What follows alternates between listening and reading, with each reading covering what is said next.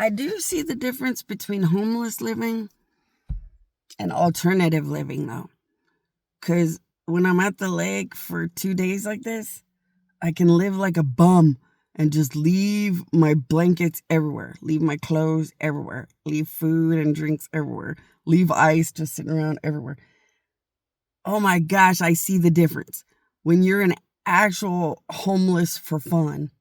Now, it's sad when you're homeless, and it's sad. But when you're homeless for fun because you don't like the man, you don't like to be stuck in the system.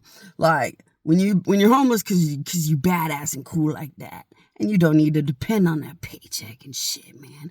Because you feel like you could walk on water, make it work like the beach bum, drum up a party or money when you need it, or whatever you want to feel that cool like that all the time. Hey, everybody lives a lifestyle that they believe in. And I wouldn't tell people to stop believing in whoever you guys think you guys are. Because really, I told you about my friend that knows about corrupt government. And it traumatized him. Now he don't like the man. He don't like nothing. Don't even like a car sometimes. But it's cool. Like I said, it was cool to watch a beach bum. Beach bums could go to the biggest parties with the wealthiest people. Like it was nothing. Because they were cool and fun and amazing. And they had no money, though. And they would just drum up money when they needed it, figure it out when they needed it, just like Jesus, make it work when they needed it, and didn't really care. And it was cool as hell, man. Hell's cool, but like when you work there, not when you are bad and had to be sentenced and stuck there. You know what? I love being a bummy type. Like you could be a bum when you're at the lake. And just let everything kind of hang everywhere. And like you're allowed to. And it took me a while to realize, hey, this is kind of what their car looks like when they're homeless. Like they just kind of put their towels anywhere and put their clothes everywhere. And kind of lounge. You could be loungy and just let your life kind of be the car. Like a pack rat. Your pack rat preferences are your car. It's like, oh, I'm starting to get how the homeless turn their car into their house, and it's kind of cool. And I'm learning my lazy aspects of when you live at a house and you like to be lazy or whatever. Because when you're driving for Lyft, you have to take it so seriously. You sleep at night because everybody got to catch some sleep. But you treat it real temporary and real stupid. The whole part of your day is cleaning the car, cleaning them damn seats, getting all your personal life stuck into the very stuck corner of a trunk. So when you work at Lyft or you work somewhere and it's just an alternative lifestyle, you have to pack rat all your life into a little square that's over in the corner of the trunk because you can't bother anybody's life more than what's fair or appropriate. So I have just one suitcase, one bag, very basic things that I shove way over into the corner of the trunk so that they do have as much of my trunk as I can offer because you're driving for Lyft. Even though I don't want to offer my trunk at all, but the Lyft company doesn't give you that luxury or option. Because like you don't need to offer your trunk. You just need to not take people that need you to carry things. And when you can't handle animal hair, I have allergies and sensitivities. When you can't handle animal hair, then you have, so Lyft says you have to take animals, not if you're allergic or have allergies or problems with too many dirtinesses and things floating around. Then you have a right to say, but I'm a kind of a weird, disabled, sick person, so to speak. I can't handle those things. So then you don't have to have animals constantly in the car. Although I'll let them when I realize that they've waited a long time with their animal and it's warm enough or something, and I'll feel bad. But you can't not offer to help everybody else. So if they have a walker and your car can fit it, you have to figure it out.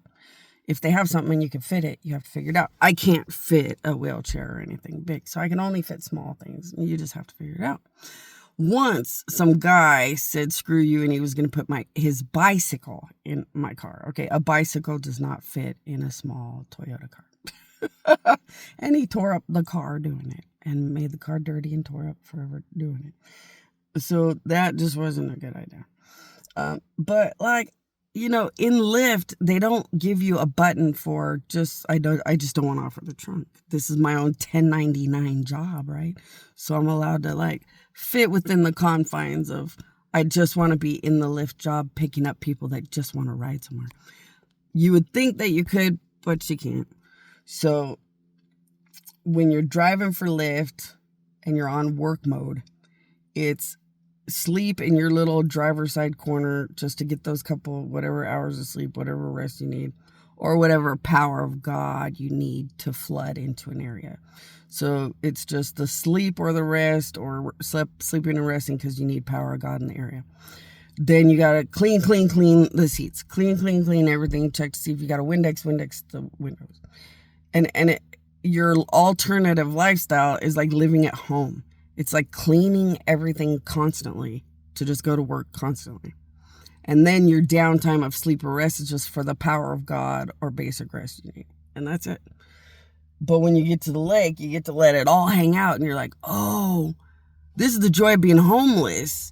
Where like you don't have to make your car cater to everybody else. And you just let it all hang out.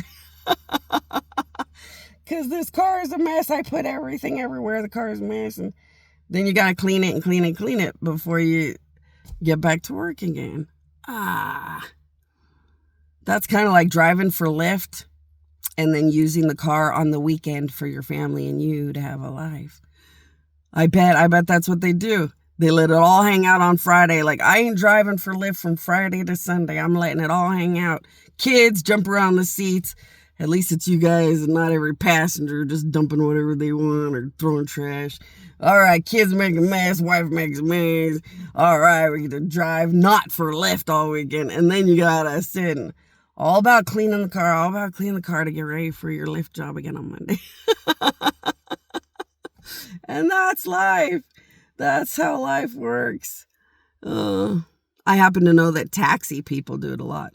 There's a lot of taxi people that live out of their cars because you have to pay the taxi company so much money. So when you have a taxi car, sometimes you are paying a taxi company for like the reality of the privilege of having a taxi car. Do you end up owning your taxi car legally without the taxi company having anything to do with something at some point? I don't know. Or do you own the rights to everything and most of the money goes to you after a certain point? I don't know.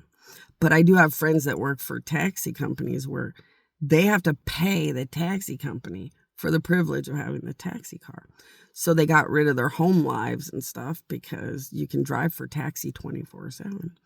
And they decided to drive for taxi as much as they can and just sleep whenever they can. And but it gets really expensive because you're paying a taxi company for like the joy of having your own business kind of thing before you get there. So like you have to make a ton of money in a month and pay these taxi companies to have the privilege to have that taxi car.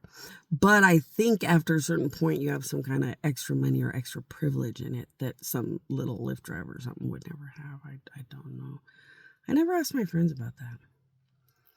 But like with a lot of taxi cars, they have the leather seats. So they can run around with their kids if they have like, visitation with their kids and stuff. They take their kids to the park and stuff and it's got leather seats. So it's easier to sit and be all about washing the car and cleaning the car before you go to work all the time. When you don't have leather seats, it's such a bigger, arduous job. Because you want everything to smell just right, be just right, be clean just right. But it's kind of fun. It was kind of fun to think about the difference between homeless people and working alternative living people. Up until right now, when I was thinking about all this stuff, I didn't really see the difference. But alternative lifestyle people treat the car like a very, very strict house you have to keep just right. And homeless let it kind of hang out more. And now I get the difference.